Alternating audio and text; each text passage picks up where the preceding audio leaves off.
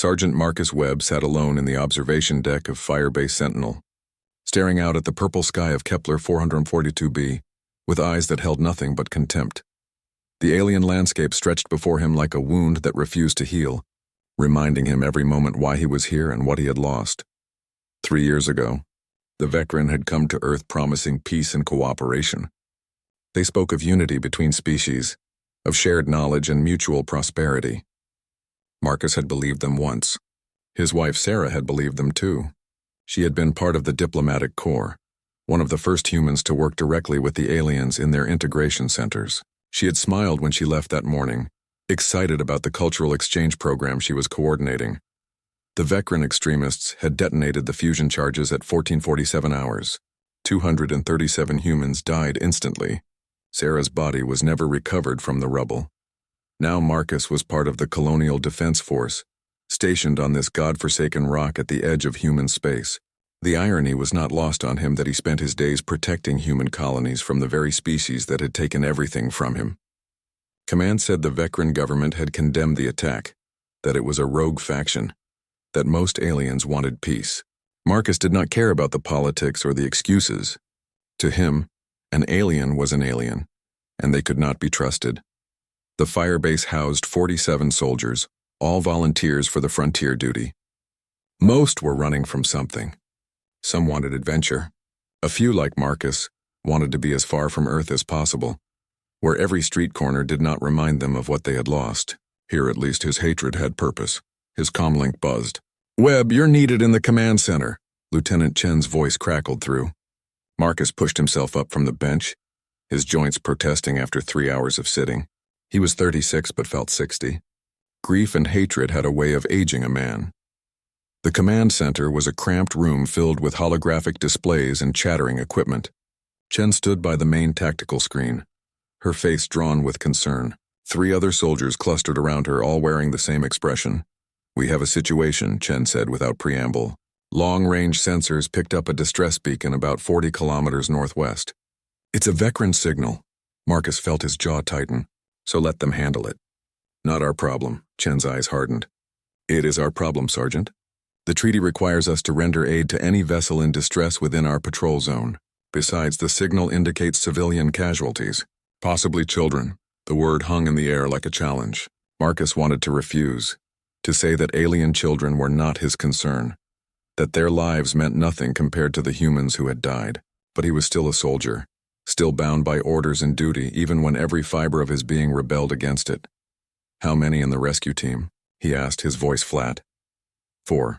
"You, Corporal Davies, Private Joe, and Specialist Martinez. Take the all-terrain transport.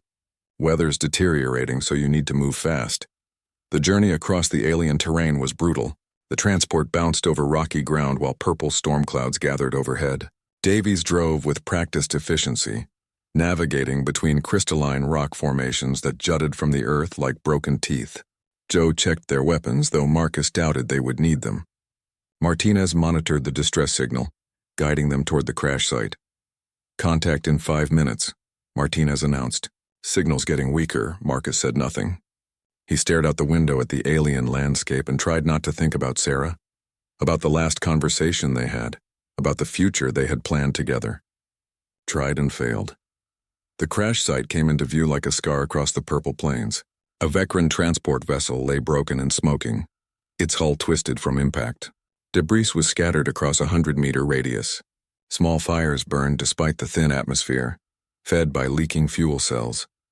Davies brought the transport to a halt 50 meters from the wreckage. The team dismounted quickly, weapons ready but not raised. The Vecran were a reptilian species, roughly humanoid but covered in scales that shifted colors with their emotions. Their ship design reflected their nature, all curves and organic shapes that looked grown rather than built. "Spread out," Marcus ordered. "Look for survivors. Stay sharp." They moved through the debris field methodically. Marcus found the first body near what had been the engine section. An adult Vecran, male by the crest patterns crushed beyond recognition. He felt nothing. The second body was in better condition but clearly dead, its neck bent at an impossible angle. "Sergeant," Joe's voice carried across the field. "Over here." Marcus jogged toward the private's position, picking his way through twisted metal and shattered cargo containers. Joe stood before a partially intact section of the passenger compartment, her face pale beneath her helmet. "What is it?" Marcus demanded. Joe pointed. Through a gap in the hull, Marcus could see movement. Small shapes huddled together in the darkness. His tactical visor switched to thermal imaging, and suddenly he could see them clearly. 3 Vecran hatchlings, none larger than a human 5-year-old, pressed together in the corner of the destroyed compartment. Their scales were pale green, marked with the darker patterns that indicated youth. One was injured, its arm bent wrong. The other 2 clutched it protectively, their large eyes reflecting terror in the dim light. For a moment, Marcus froze. He had expected adult survivors, maybe injured crew members he could treat with professional detachment. Not this, not children trembling in the wreckage of their world. "Sergeant?" Joe's voice held a question. The hatchlings stared at him. They knew he was human. They probably knew humans killed Vecran. Their scales rippled with fear colors, pale yellow and white. One of them made a small sound, something between a chirp and a whimper. Marcus felt something crack inside his chest. A wall he had built carefully over 3 years beginning to develop fissures. He pushed the feeling down hard, buried it deep where it could not touch him. "Get the medical kit," he said roughly, "and call for the transport. We're taking them back to base." The medical bay at Firebase Sentinel was never designed for Vecran physiology. Dr. Yuki Tanaka worked frantically with what she had, cross-referencing human medical databases with the limited xenobiology information in their systems. The injured hatchling lay on the examination table, its broken arm splinted with human materials that were not quite right for its anatomy.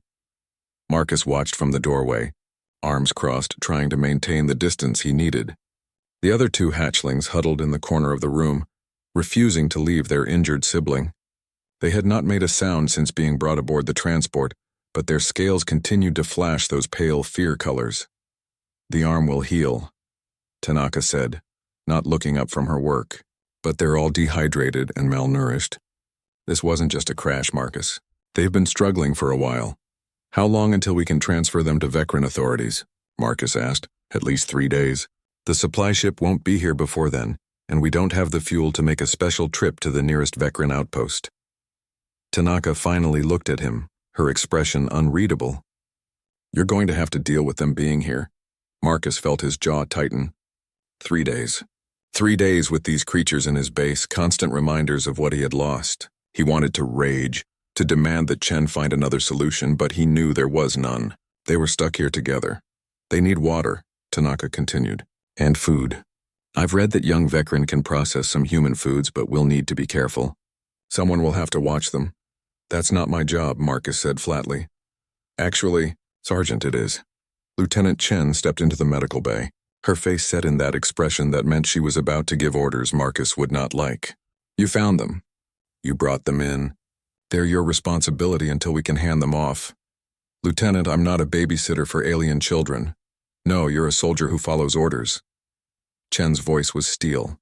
"These hatchlings have lost everything, Webb. Their family, their home, maybe their entire community for all we know. The least we can do is keep them safe and fed for 3 days. Is that really too much to ask?" Marcus wanted to argue, wanted to explain that being near them made his skin crawl, that every time he looked at their scaled faces he saw the smoking ruins of the integration center. But Chen was right, and he knew it. Orders were orders, even when they felt like punishment. "Fine," he said through gritted teeth. "What do they need?" Over the next 6 hours, Marcus learned more about Vecran hatchlings than he ever wanted to know. They drank water but needed it warm to body temperature. They could eat human fruits and vegetables but nothing with caffeine or processed sugars. They communicated through a combination of chirps, color changes, and a simplified version of standard Vecran that his translator could barely interpret. The injured one was named Scree, a sound that came out like wind through metal when the translator processed it. The other 2 were Tika and Moss. All 3 were siblings from a colony ship that had been heading to a new settlement world when pirates attacked. They had been in an escape pod with their parents when it malfunctioned and crashed. Their parents had not survived impact. Marcus learned all this sitting in the corner of an empty storage room that had been hastily converted into quarters for the hatchlings. They had been given blankets, water, and sliced fruit from the mess hall. Tika, the oldest, had finally started speaking in short, halting phrases. Her scales rippled between green and blue as she told their story. He did not want to care, did not want to see them as individuals with names and stories and losses that maybe, just maybe, echoed his own. But something about the way Moss kept checking on Scree, adjusting the blanket around the injured hatchling with tiny clawed hands, made it impossible not to see them as more than just aliens. "Why you help us?" Tika asked suddenly, her large golden eyes fixed on Marcus. "You are human. Humans hate Vecrin." The directness of the question caught Marcus off guard. "Not all humans," he said automatically, then stopped. The lie tasted bitter. "Some do." "You do," Tika said. It was not a question. "I see it. In your colors." "We don't have colors," Marcus said. "Yes, you do. All beings have colors. Yours are dark, sad and angry." Tika tilted her head in that distinctly reptilian way. "You lost someone. I can tell." Marcus felt his throat tighten. "That's none of your business." "I lost everyone," Tika continued as if he had not spoken. "Mother, father, my colony group. Now just us three." She gestured to her siblings. "But you still helped us. Even with your dark colors, why?" For a long moment Marcus could not answer. Why had he helped them? Because Chen had ordered it? That was part of it, but not all. Because they were children? Maybe. Because some small part of him buried deep beneath the hatred and grief still remembered what it meant to be human, in a way that had nothing to do with species. Because it was the right thing to do, he finally said, the words feeling strange in his mouth. Tika's scales rippled to a lighter green, tinged with blue. "That is a good reason. Thank you, Sergeant Marcus Webb." The fact that she knew his full name, probably from overhearing the soldiers talking, should have bothered him. Instead, he found himself oddly touched by the formality of it. "Get some rest," he said gruffly, standing to leave. "All of you need to heal. Will you come back?" Moss asked, speaking for the first time. The smallest hatchling's voice was barely above a whisper. Marcus paused at the door. Every instinct told him to say no, to hand them off to another soldier, to maintain the distance that kept him safe from feeling anything. But when he looked back at the three small forms huddled together in their makeshift nest of blankets, he found he could not lie to them. "Yes," he said, "I'll check on you tomorrow." That night Marcus lay awake in his bunk, staring at the ceiling of his quarters. He kept seeing Tika's eyes, so large and golden and filled with the same kind of loss he saw in his own mirror. Kept hearing Moss's small voice asking if he would come back. Kept feeling that crack in his chest widening. He had spent 3 years building walls around his heart, telling himself that all aliens were the enemy, that his hatred was justified and necessary. But 3 small hatchlings had managed to find a weakness in those walls in less than a day. Marcus rolled over and pulled up a photo on his personal tablet. Sarah smiled at him from the screen, her eyes bright with excitement about her work with the cultural exchange program. She had believed in building bridges between species, had believed that most beings, human or alien, just wanted to live their lives in peace, had believed that the actions of extremists should not define entire races. He had forgotten that, had let his grief turn her memory into fuel for hatred. But lying here in the darkness, thinking about 3 orphaned children who had lost everything just like he had, Marcus wondered if maybe Sarah would have wanted him to remember her differently.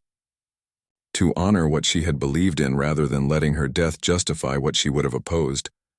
The thought was terrifying, because if he let go of his hatred, what did he have left? What had he been holding on to for 3 years, if not the righteous anger that gave his pain meaning? He did not have answers. But as he finally drifted towards sleep, Marcus found himself thinking that maybe, just maybe, he would try to figure it out. For 3 small hatchlings who needed someone to care, and maybe eventually for himself. The medical bay at Firebase Sentinel was never designed for Vecrin physiology. Dr. Yuki Tanaka worked frantically with what she had, cross-referencing human medical databases with the limited xenobiology information in their systems. The injured hatchling lay on the examination table, its broken arm splinted with human materials that were not quite right for its anatomy. Marcus watched from the doorway, arms crossed, trying to maintain the distance he needed. The other 2 hatchlings huddled in the corner of the room, refusing to leave their injured sibling. They had not made a sound since being brought aboard the transport, but their scales continued to flash those pale fear colors. "The arm will heal," Tanaka said, not looking up from her work. "But they're all dehydrated and malnourished. This wasn't just a crash, Marcus. They've been struggling for a while." How long until we can transfer them to Vecran authorities? Marcus asked. At least 3 days. The supply ship won't be here before then, and we don't have the fuel to make a special trip to the nearest Vecran outpost. Tanaka finally looked at him, her expression unreadable. You're going to have to deal with them being here. Marcus felt his jaw tighten. 3 days. 3 days with these creatures in his base. Constant reminders of what he had lost. He wanted to rage, to demand that Chen find another solution, but he knew there was none. They were stuck here together. They need water, Tanaka continued. And food. I've read that young Vecran can process some human foods, but we'll need to be careful. Someone will have to watch them. That's not my job, Marcus said flatly. Actually, Sergeant, it is. Lieutenant Chen stepped into the medical bay, her face set in that expression that meant she was about to give orders Marcus would not like. You found them. You brought them in. They're your responsibility until we can hand them off. Lieutenant, I'm not a babysitter for alien children. No, you're a soldier who follows orders. Chen's voice was steel. These hatchlings have lost everything, Webb. Their family, their home, maybe their entire community for all we know. The least we can do is keep them safe and fed for 3 days. Is that really too much to ask? Marcus wanted to argue. Wanted to explain that being near them made his skin crawl, that every time he looked at their scaled faces he saw the smoking ruins of the integration center. But Chen was right, and he knew it.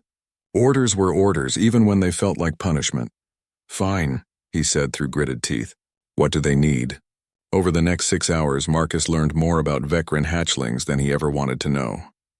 They drank water but needed it warmed to body temperature. They could eat human fruits and vegetables, but nothing with caffeine or processed sugars.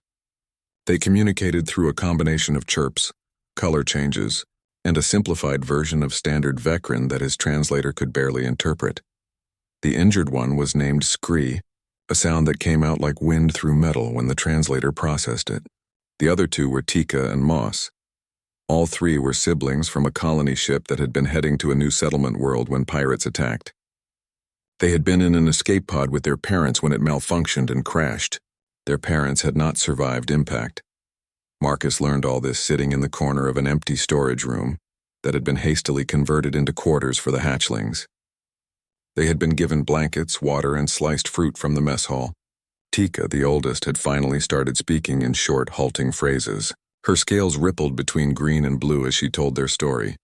He did not want to care, did not want to see them as individuals with names and stories and losses that maybe, just maybe, echoed his own. But something about the way Moss kept checking on Scree, adjusting the blanket around the injured hatchling with tiny clawed hands, made it impossible not to see them as more than just aliens. Why you help us? Tika asked suddenly, her large golden eyes fixed on Marcus. You are human. Humans hate Vecran. The directness of the question caught Marcus off guard. Not all humans, he said automatically, then stopped. The lie tasted bitter. Some do. You do, Tika said. It was not a question. I see it. In your colors. We don't have colors, Marcus said. Yes, you do. All beings have colors. Yours are dark, sad and angry. Tika tilted her head in that distinctly reptilian way. You lost someone. I can tell. Marcus felt his throat tighten. That's none of your business. I lost everyone, Tika continued as if he had not spoken. Mother, father, my colony group. Now just us three. She gestured to her siblings.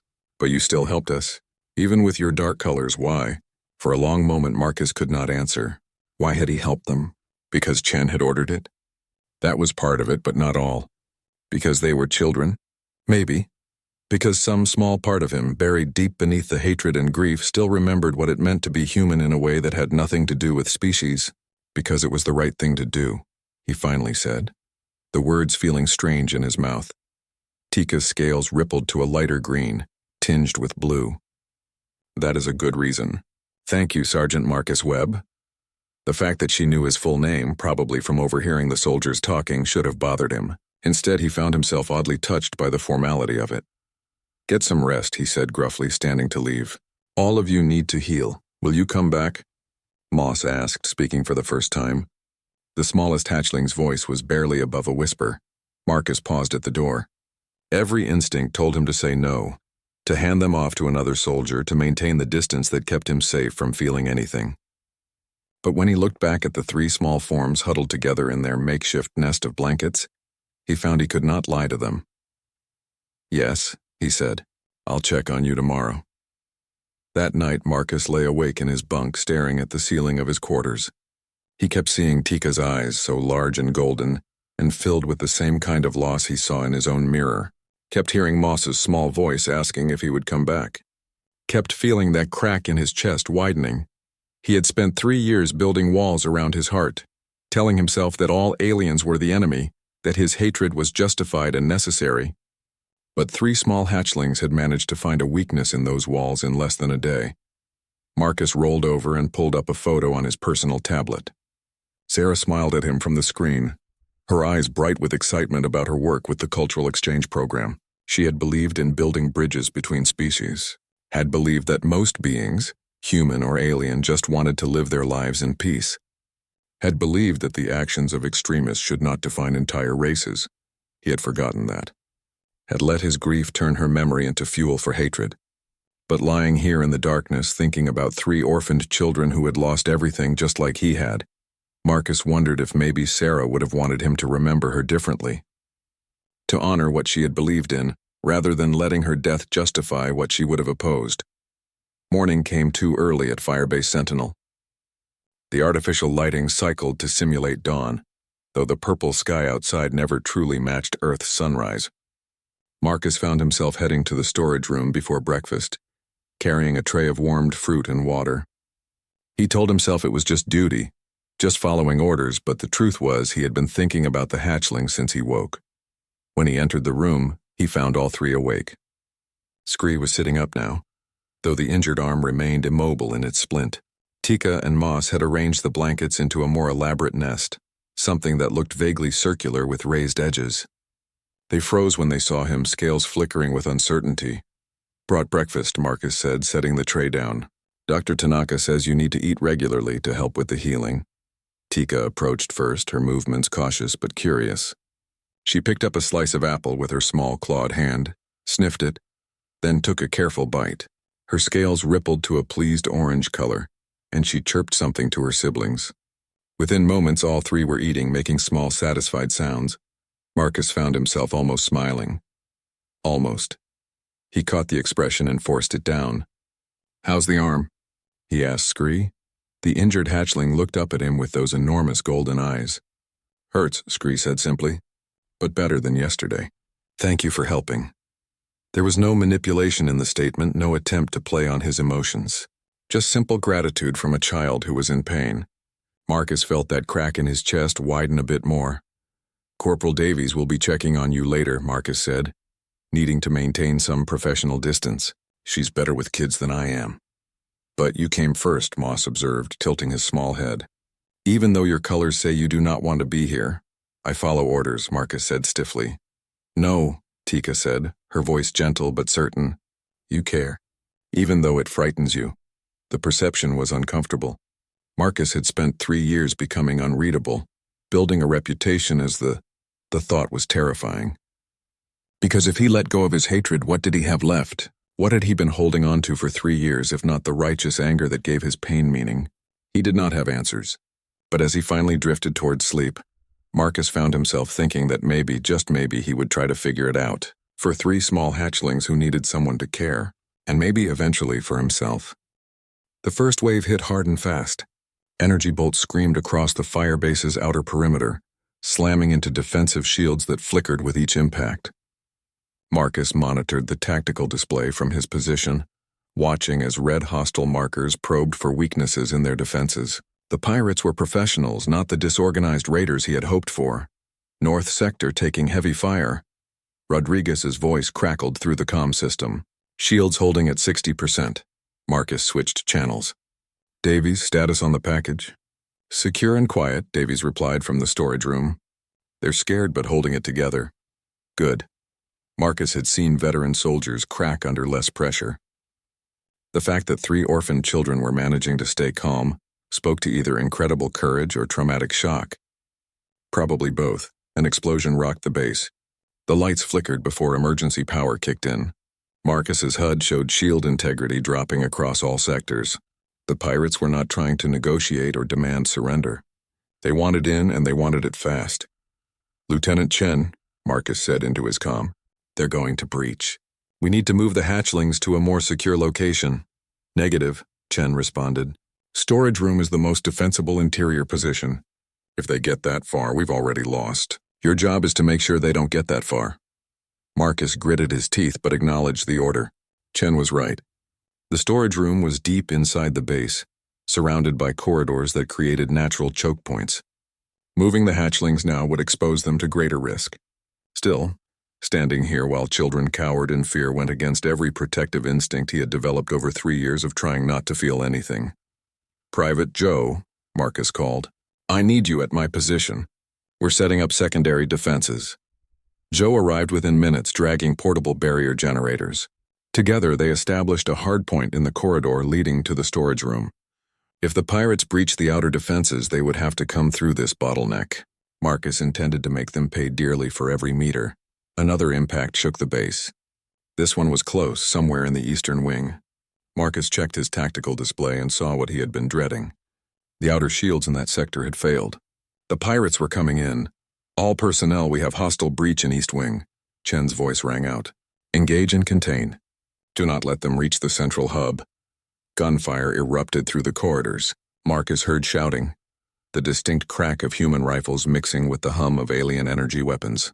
The firebase's defenders were good, but they were outnumbered. It was only a matter of time before the pirates pushed deeper. "Webb," Chen's voice came through private channel, "if they get past the main defense line, you're authorized to use any means necessary to protect those children." "Understood?" "Understood," Marcus replied. The message was clear. Hold this position or die trying. Minutes felt like hours. Marcus listened to the battle reports, tracking the pirates' advance through the base. They were systematic, clearing each section with military precision. 5 human soldiers were down, 2 dead, 3 wounded. The pirates had lost at least twice that number, but they kept coming. "They're in the medical bay," Rodriguez reported.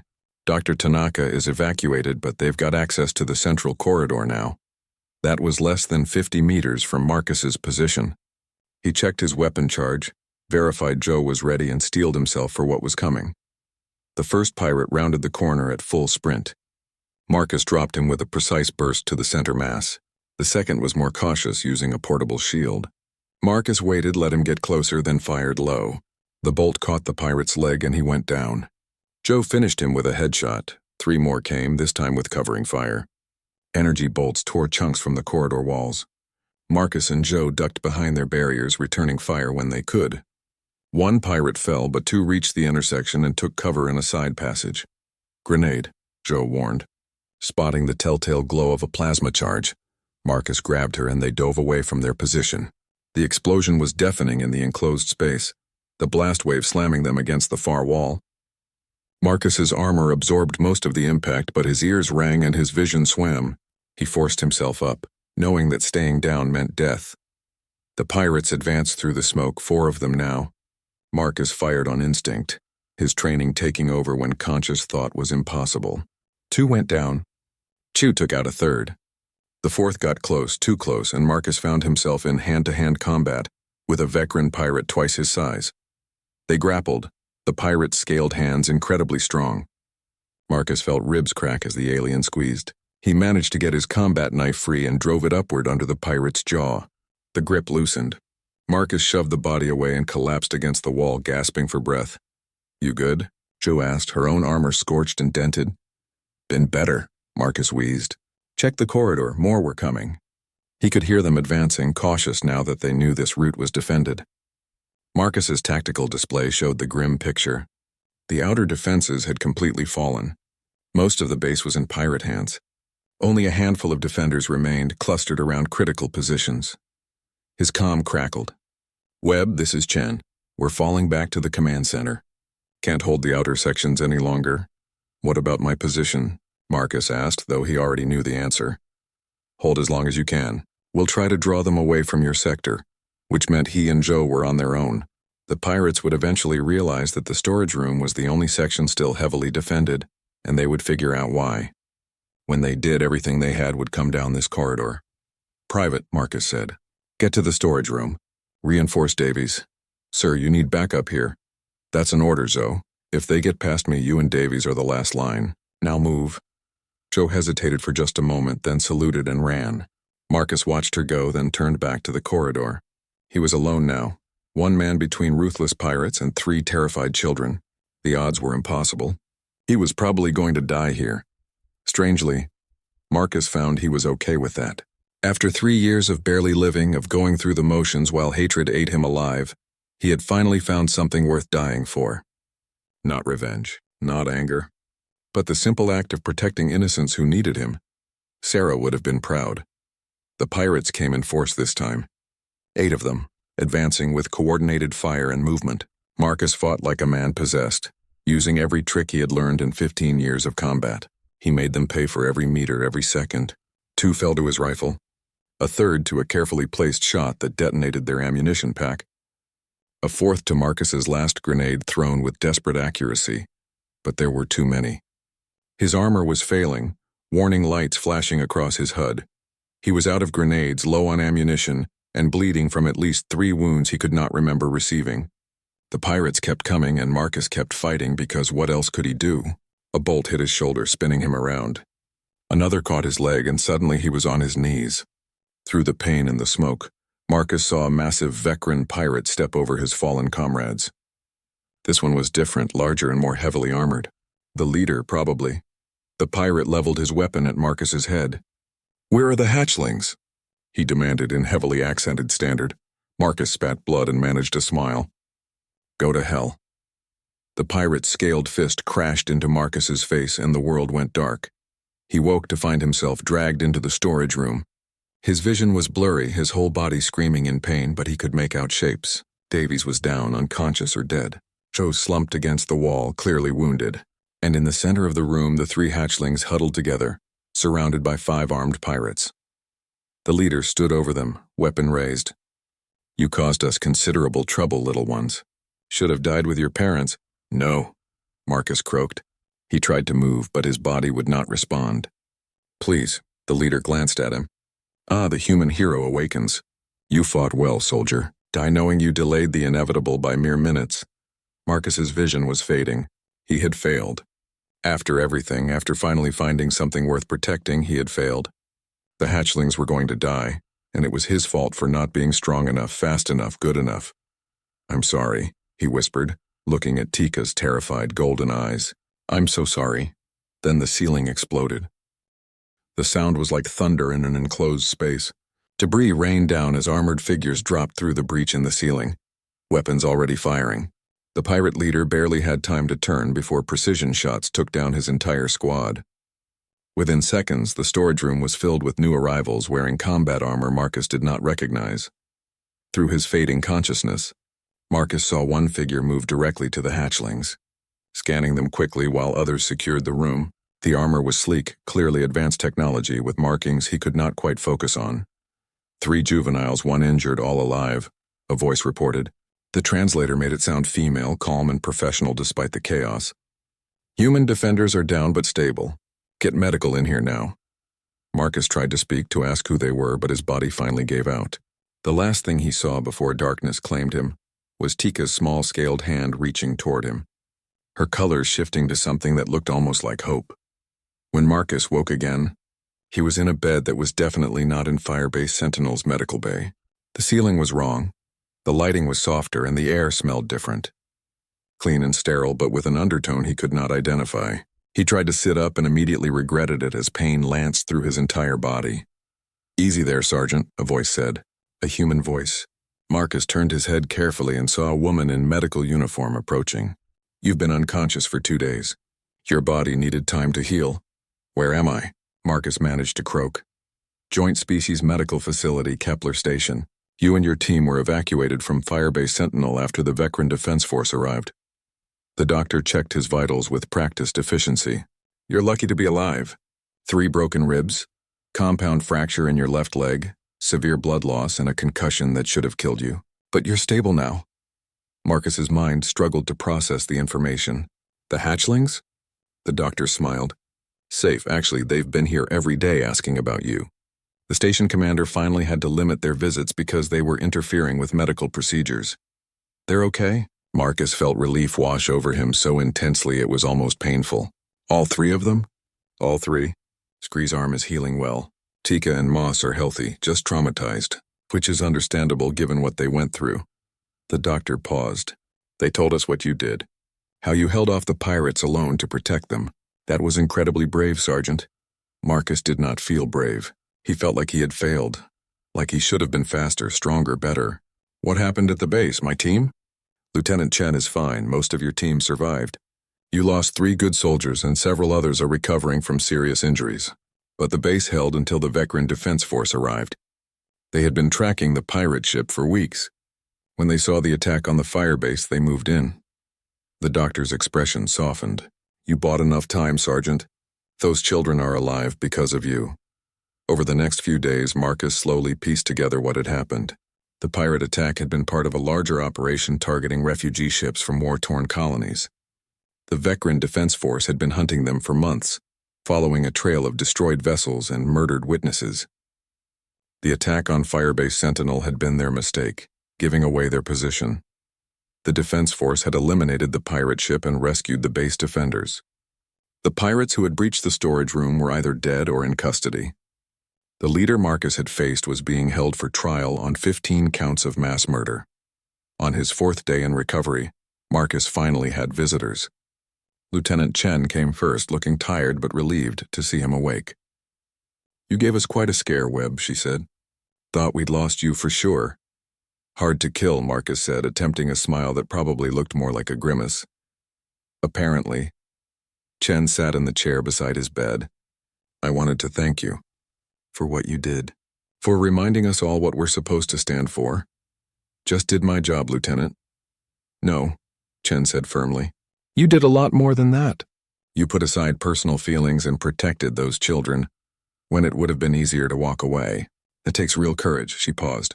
I'm recommending you for the Interspecies Service Medal. It's probably going to be approved. Marcus did not know what to say to that. He had never cared about medals or recognition. But the thought that maybe finally he had done something Sarah would be proud of made his throat tight. On the 5th day, they let the hatchlings visit. Marcus heard them before he saw them. 3 sets of small clawed feet pattering down the corridor. Then they burst into his room, scales flashing with excited colors, and suddenly his bed was surrounded by chattering young veteran. Sergeant Marcus Webb, Tika exclaimed, her scales a brilliant happy green. You are awake. We told them you would wake up. We knew it. Doctor said you are a hero, Moss added, climbing onto the chair with surprising agility. She said you fought 12 pirates by yourself. It was 8, Marcus corrected automatically, then stopped. He was arguing battle statistics with a child who could not have been more than 6 in human years. How are you 3 doing? Much better, Tika said. Scree's arm is almost healed, look. She gestured and Scree carefully lifted the once injured limb, moving it with only slight stiffness. Good as new, Scree said proudly. The doctors here are very skilled. They talked for an hour, the hatchlings telling him everything about the station, about the veteran families who had visited them, about the food in the cafeteria that was apparently much better than what Marcus had given them. Their scales flashed through a rainbow of colors as they spoke, expressing emotions that Marcus was slowly learning to read.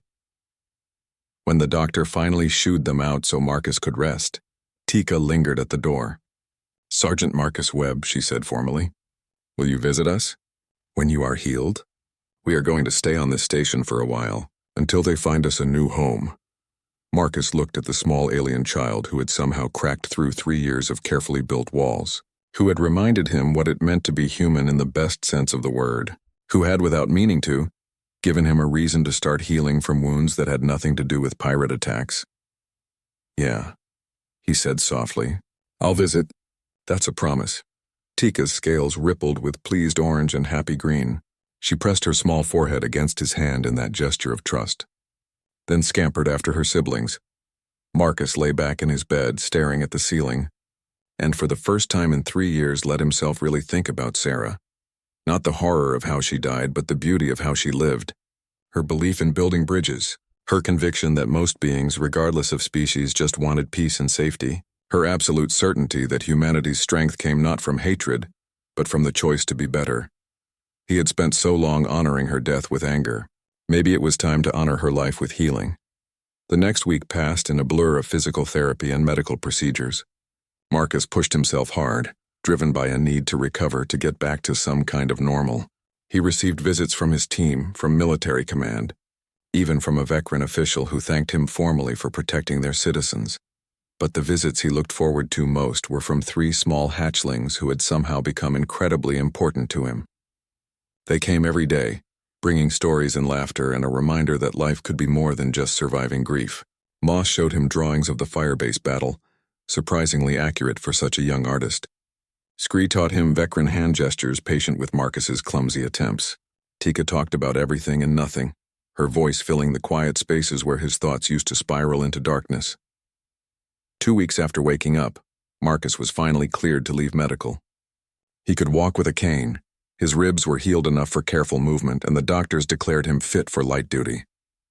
The first place he went was to the station's observation deck, where he had been told the hatchlings liked to watch ships come and go. He found them there, pressed against the transparent aluminum, their scales reflecting the starlight.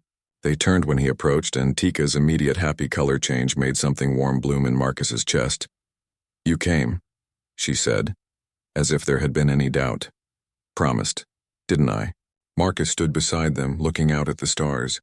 Ships moved in the distance, human and alien vessels sharing the space lanes in careful choreography. "Is it strange?"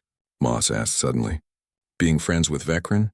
After what happened to your person?" Marcus had learned they knew about Sarah.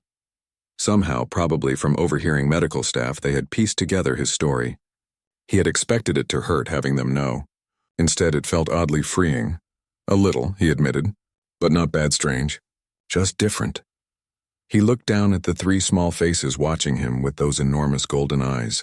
"You 3 taught me something important. That individuals aren't responsible for what others of their species do. That judging everyone based on the actions of extremists makes me just as bad as they are." "That is very wise," Tika said seriously. "Your colors are much brighter now." "Healing colors. Yeah," Marcus said. "I think I am, finally." 3 months passed on Kepler Station, and Marcus found himself in a life he could never have imagined.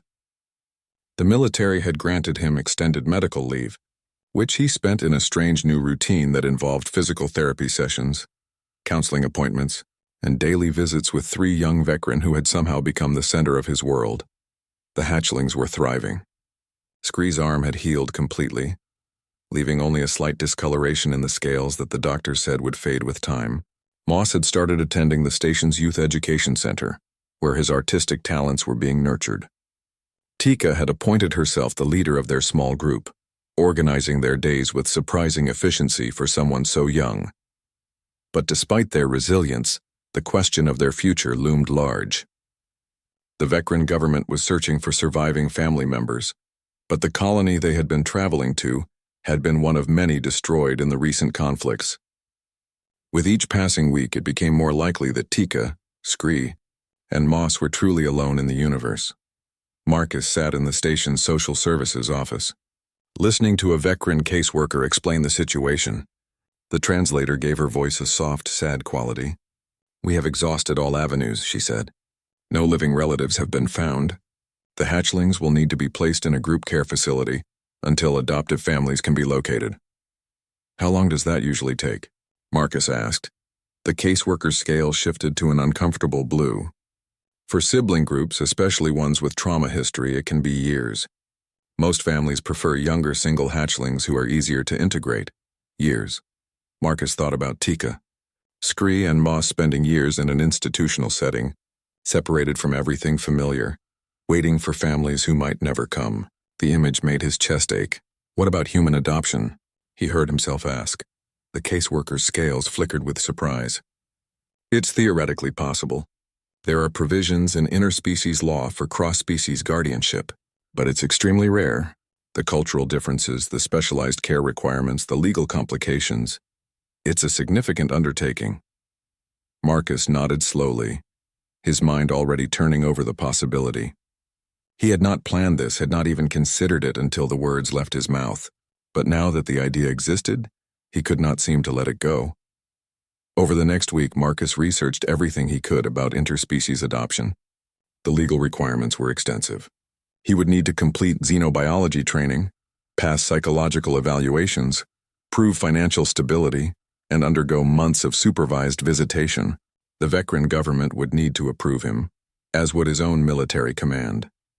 It was complicated, expensive, and would completely upend his life. Marcus had spent 3 years carefully constructing an existence built around avoiding emotional attachment. Taking in 3 alien children was the opposite of everything he had been trying to do. But when he closed his eyes, he saw Tika's trusting face, heard Moss's quiet laughter, felt Scree's small hand in his as they walked through the station corridors. Somewhere along the way, these 3 hatchlings had stopped being aliens to him. They had become his responsibility, his purpose, and if he was being honest with himself, something very close to family. He made his decision on a Tuesday morning, sitting in his quarters with a cup of coffee and Sarah's picture on his tablet. "I think you'd tell me I'm crazy," he said to her image. 3 kids I barely know, different species, more responsibility than I've handled in years. But I think you'd also tell me it's the right thing to do. So here goes nothing. The application process was as brutal as promised. Marcus spent hours in interviews, answering questions about his motivations, his past, his ability to provide for xenobiological needs. He underwent psychological evaluation where he had to confront his grief over Sarah, his hatred of the Vecran, and his journey toward healing. He completed courses on Vecran development, nutrition, cultural practices, and communication. Through it all, he continued visiting the hatchlings daily. They did not know about his application yet.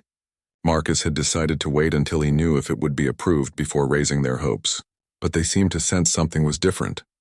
Tika watched him with those knowing golden eyes, her scales reflecting questions she was too polite to ask.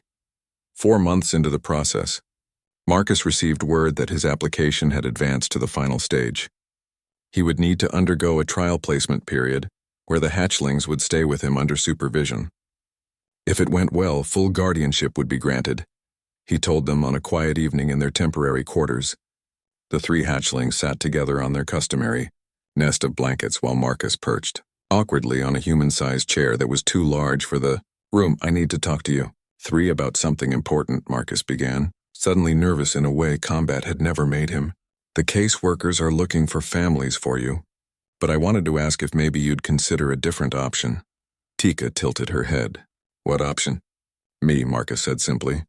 "I've applied to be your guardian. If you're okay with that, if you want to stay with me." For a long moment, silence filled the room. 3 sets of golden eyes stared at him with expressions he could not read. Marcus felt his heart sink. Maybe he had misread their relationship. Maybe they saw him as just another adult in a stream of temporary caretakers. Maybe. Moss moved first, launching himself across the space and wrapping small arms around Marcus's legs. Scree followed seconds later, chattering excitedly in rapid Vecran. Tika approached more slowly, her scales cycling through so many colors Marcus lost track. "You want us?" she asked, her voice barely above a whisper. "To stay? Forever?" "Yeah," Marcus said, his throat tight with emotion. "If you'll have me. I know I'm not Vecran and I'm still learning all this and I'll probably mess up a lot. But I'll do my best. I promise you that." Tika's scales settled into a brilliant warm gold, a color Marcus had learned meant deep joy. She pressed her forehead against his hand in that gesture of trust that had come to mean so much to him. "Our colors match now," she said softly. "Yours and ours. We are meant to be together." The trial placement period lasted 3 months, and it was simultaneously the hardest and most rewarding thing Marcus had ever done. Raising 3 young aliens turned out to involve challenges he had never imagined. Vecran hatchlings needed specific temperature regulation, particular nutrients in their diet, and had social needs that human parenting books did not cover. Moss had nightmares about the pirate attack and would only sleep if Marcus or one of his siblings was nearby. Scree developed anxiety about loud noises, dropping to the floor whenever the station's alert system activated. Tika took on too much responsibility, trying to parent her younger siblings while processing her own trauma. Marcus learned to identify emotional states by scale colors, learned which human foods were safe and which could make them sick, learned traditional Vecran lullabies through awkward repetition, until the hatchlings finally stopped giggling at his pronunciation. learned when to push them out of their comfort zones and when to simply hold space for their grief. He also learned about himself, about patience he did not know he possessed, about love that had nothing to do with species or genetics, about healing that came not from forgetting the past, but from building something new while honoring what was lost. On his worst days, when exhaustion and frustration made him question everything, Marcus would look at Sarah's picture. "You'd be better at this," he would tell her. "You'd know what to do." But then Tika would say something wise beyond her years, or Moss would show him a drawing, or Scree would ask for help with homework, and Marcus would realize he was doing okay. Not perfect, but okay. The supervising caseworkers visited weekly, observing interactions and filing reports. At the end of 3 months, they conducted a final evaluation. Marcus sat across from the lead worker, a human woman named Dr. Reeves, while the hatchlings waited anxiously in another room. "Sergeant Webb," Dr. Reeves began, reviewing her tablet. "I'll be honest, when your application first came across my desk, I had significant concerns. Your history, your stated feelings about the Vecran species, the unusual circumstances of your relationship with these children, all of it raised red flags." Marcus's heart sank. He had known it was a long shot, but hearing the rejection coming hurt more than he expected. "However," Dr. Reeves continued, looking up with a small smile, "what I've observed over these 3 months has completely changed my assessment.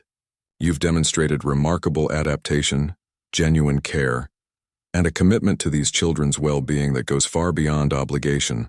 The hatchlings are thriving in your care, showing decreased trauma symptoms and increased emotional security." She set down the tablet. "Therefore, I'm recommending full approval of your guardianship application. Congratulations, Sergeant Webb. You're about to become a father to 3 Vecran hatchlings." The relief hit Marcus so hard he actually felt dizzy. "Thank you," he managed. "I won't let them down." "You already haven't," Dr. Reeves said. "Now go tell your children the good news." Marcus found them huddled together in the waiting area, scales pale with anxiety. When they saw his face, their colors immediately shifted, reading his emotions before he spoke. "So," Marcus said, kneeling down to their level, "how do you 3 feel?" "Feelings about the Vecran species, the unusual circumstances of your relationship with these children, all of it raised red flags." Marcus's heart sank. He had known it was a long shot, but hearing the rejection coming hurt more than he expected. "However," Dr. Reeves continued, looking up with a small smile, "what I've observed over these 3 months has completely changed my assessment. You've demonstrated remarkable adaptation, genuine care, and a commitment to these children's well-being that goes far beyond obligation. The hatchlings are thriving in your care, showing decreased trauma symptoms and increased emotional security." She set down the tablet. "Therefore, I'm recommending full approval of your guardianship application. Congratulations, Sergeant Webb. You're about to become a father to 3 Vecran hatchlings." The relief hit Marcus so hard he actually felt dizzy. "Thank you," he managed. "I won't let them down."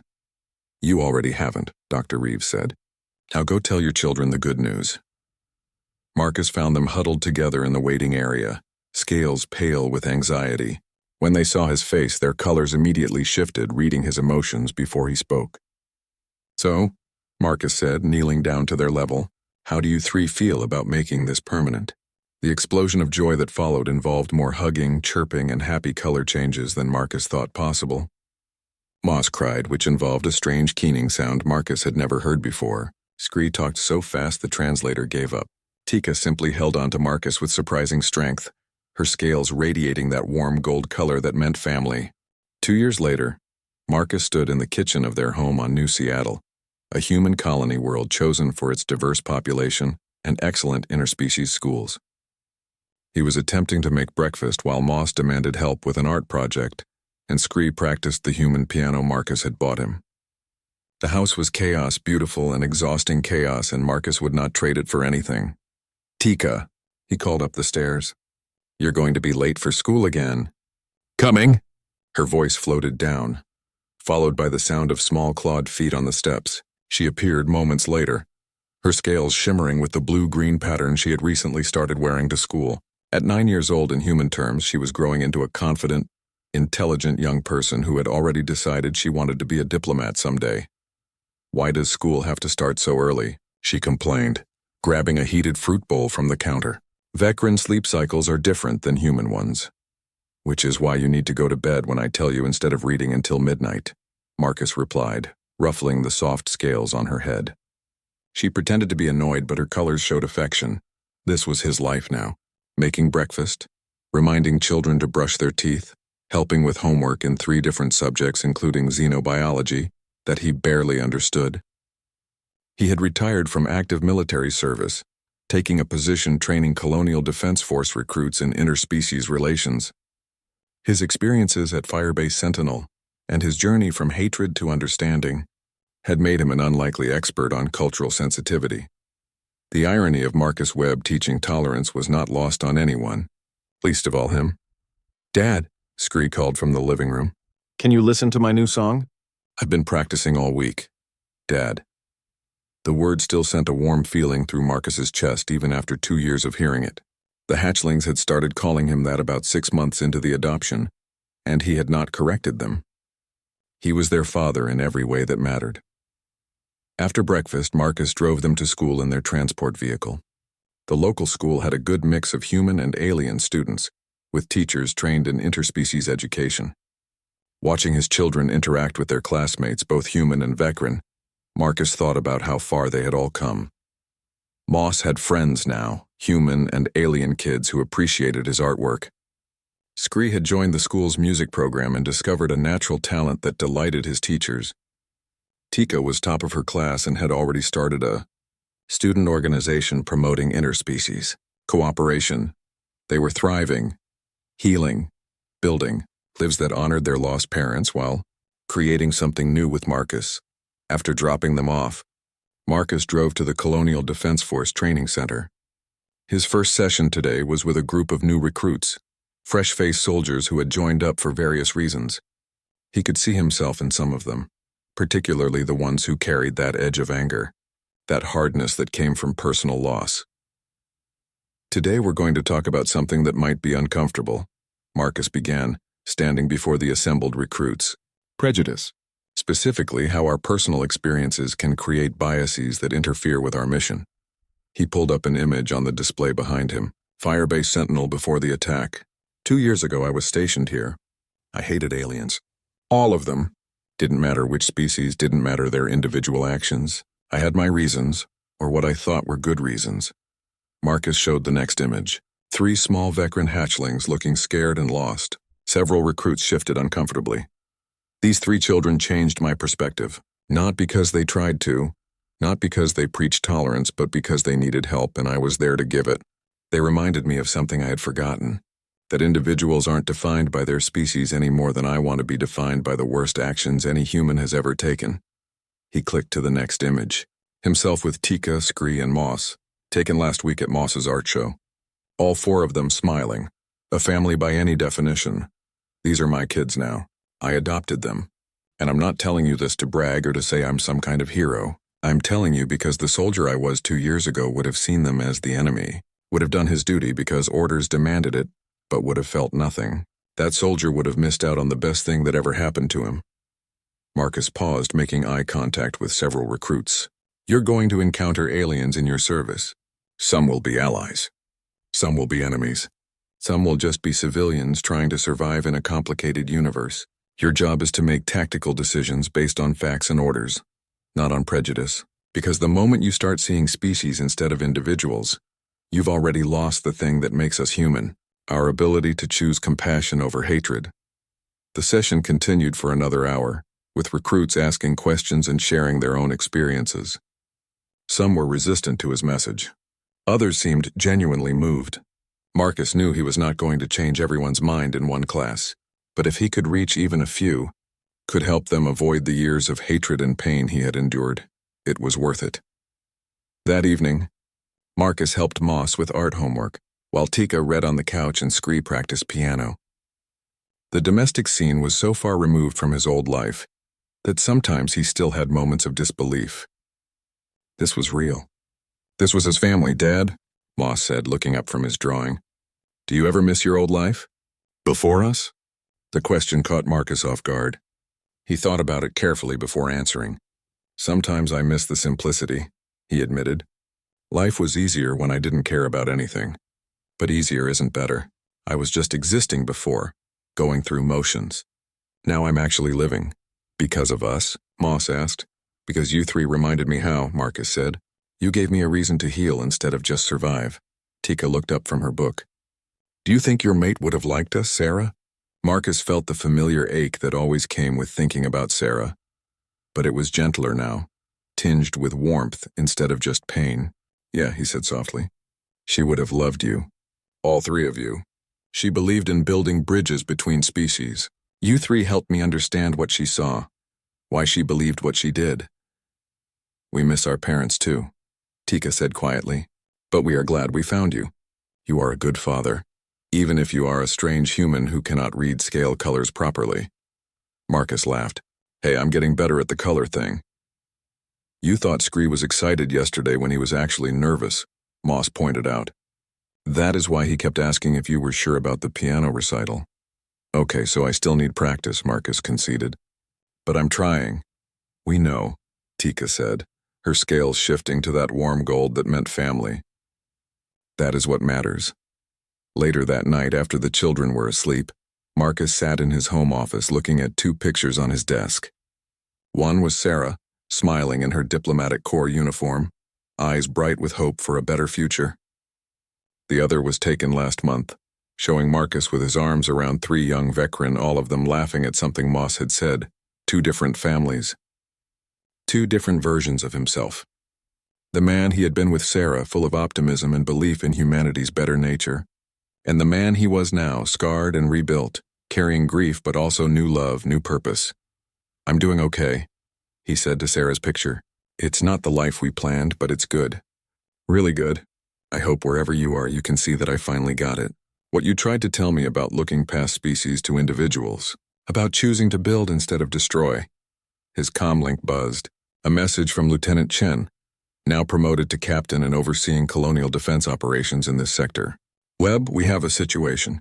Refugee ship incoming, mostly civilians, some injured. Could use your expertise with interspecies protocols. Interested? Marcus looked at the message, then at the pictures on his desk. 2 years ago, he would have refused, would have avoided anything that required him to care. Now he knew what he was going to do. I'll be there in 20, he typed back. Then he went upstairs to tell the kids he might be late tomorrow, that he had work to do, important work, the kind that Sarah would have approved of and his children would understand because that was who he was now. Not the soldier who hated aliens, not even the man who had lost everything and rebuilt from ashes. He was Marcus Webb, father to 3 veteran hatchlings, teacher to new soldiers, believer in the possibility that individuals could transcend their worst impulses and choose something better. The morning sun rose over New Seattle, painting the sky in shades of purple and gold. Marcus made breakfast while his children got ready for school, the house full of chatter and laughter and the comfortable chaos of family life. Tika argued about her homework. Scree played piano too loud. Moss spilled his breakfast and turned apologetic colors. It was imperfect and messy and absolutely beautiful. Marcus thought about the journey that had brought him here. From hatred to healing, from isolation to family, from a man who could not see past his pain to someone who chose love despite knowing how much it could hurt to lose it. 3 small aliens had saved his life by giving him a reason to live it, and every day, he tried to honor that gift by being the father they deserved and the human Sarah had believed he could be. Come on, kids, he called. Time for school. You guys.